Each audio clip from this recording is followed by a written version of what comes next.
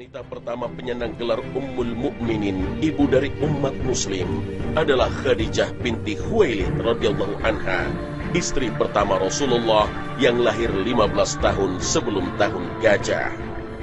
Nasabnya mulia di kalangan Quraisy dan wanita yang paling tinggi kemuliaannya. Khadijah binti Khuwailid radhiyallahu anha memiliki kesucian dari perbuatan buruk yang menjadi inti peradaban zaman jahiliyah. Beliau tidak seperti wanita di masa itu karena tidak berperilaku jahiliyah 65 tahun sebelum Rasulullah SAW menerima wahyu pertama. Itu sebabnya para penduduk Makkah menjulukinya At-Tahirah atau wanita suci. Ia seorang saudagar wanita yang sukses dengan harta yang melimpah, dipersunting oleh Rasulullah di saat usianya 40 tahun. Sementara Muhammad SAW berusia 25 tahun. Selama menikah dengannya, Rasulullah tidak pernah memadu dengan wanita lain hingga wafatnya Khadijah.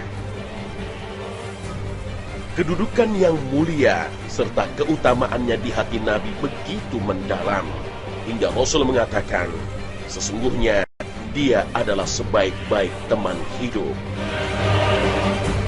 Dari pernikahannya dengan Rasulullah, Khadijah binti Khuwailid radhiyallahu anha dikaruniai keturunan pertama, anak laki-laki yang bernama Qasim.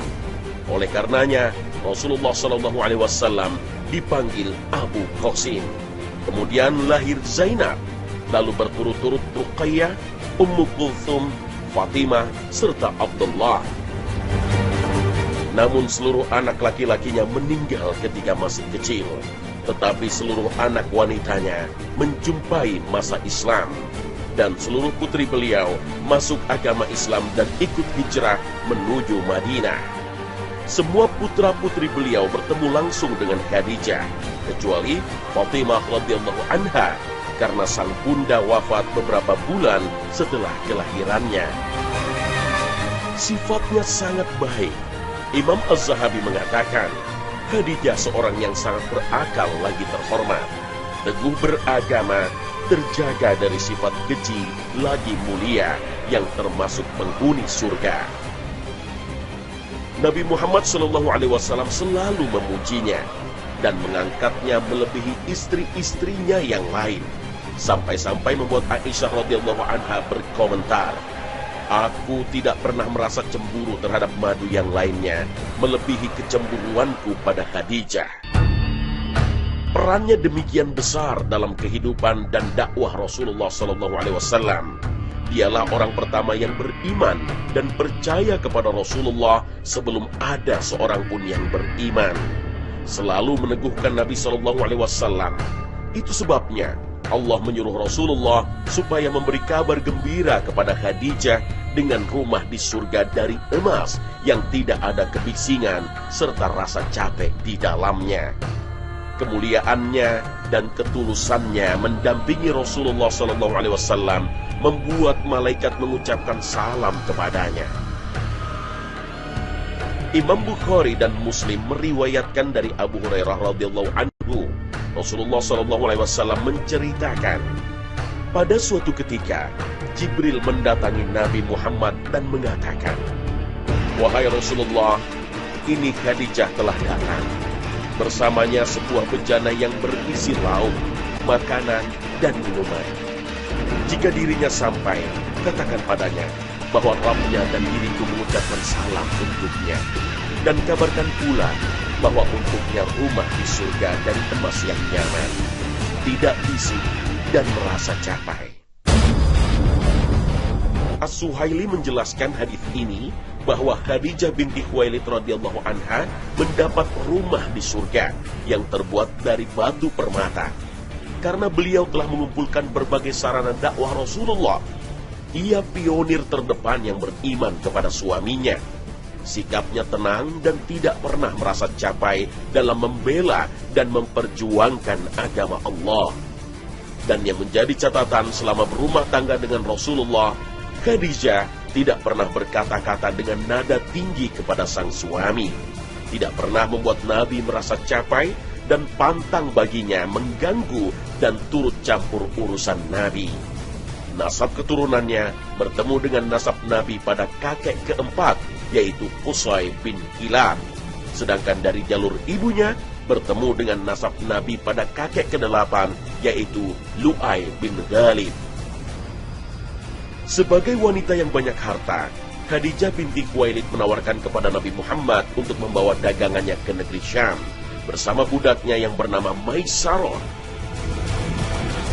Tatkala Nabi pulang dengan membawa keuntungan yang sangat banyak dan beliau mendengar kejujurannya, maka Khadijah terpikat dengan Nabi, sehingga ia berharap bisa dipersunting oleh Rasulullah Shallallahu Alaihi Wasallam.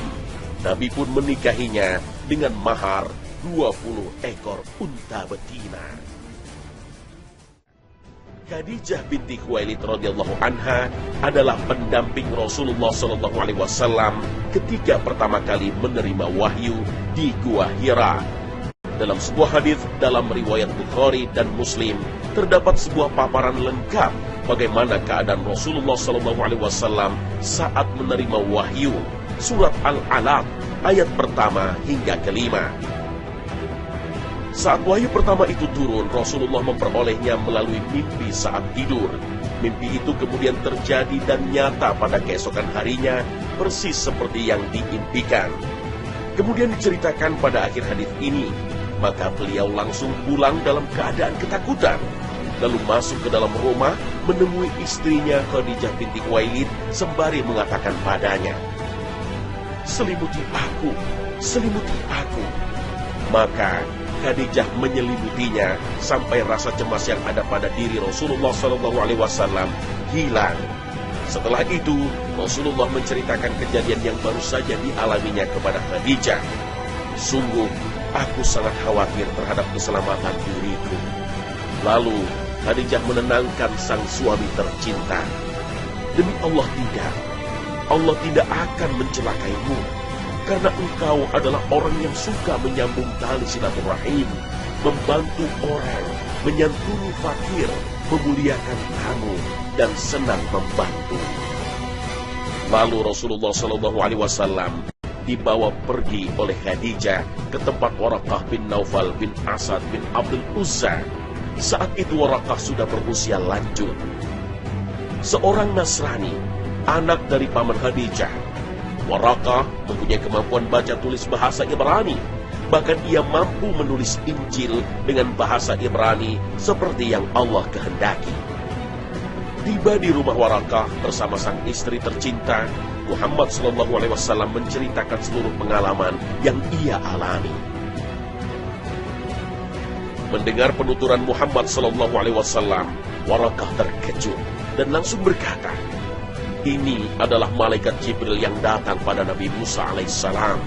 Sekiranya aku masih kuat pada saat itu, sekiranya aku masih hidup tatkala kaummu mengusirmu." Rasulullah SAW merasa heran, lalu menanyakan padanya, "Apakah mereka akan mengusirku?" Waraqah menjawab, "Tidak ada seorang pun yang datang dengan membawa seperti apa yang engkau bawa, melainkan pasti akan mendapat cobaan. Kalau seandainya aku menjumpai hari di mana kamu diusir, pasti aku akan membela serta menolongmu." Sejak peristiwa itu, tak ada lagi wahyu yang turun pada Muhammad SAW hingga wafatnya Waraqah bin Naufal. Masa itulah yang disebut dengan inqita' al-wahyi atau masa terputusnya wahyu.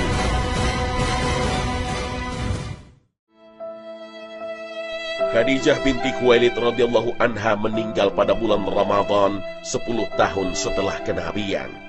Ada yang mengatakan 8 tahun, ada yang bilang 7 tahun.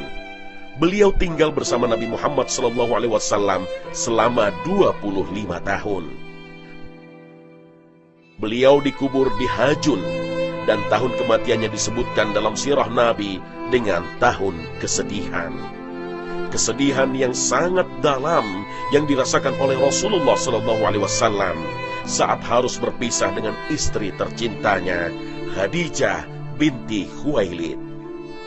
Semoga Allah Subhanahu wa Ta'ala meridhai ibunda kaum muslimin Khadijah, serta membalas segala kebaikannya untuk Islam dan kaum muslimin dengan sebaik-baik balasan.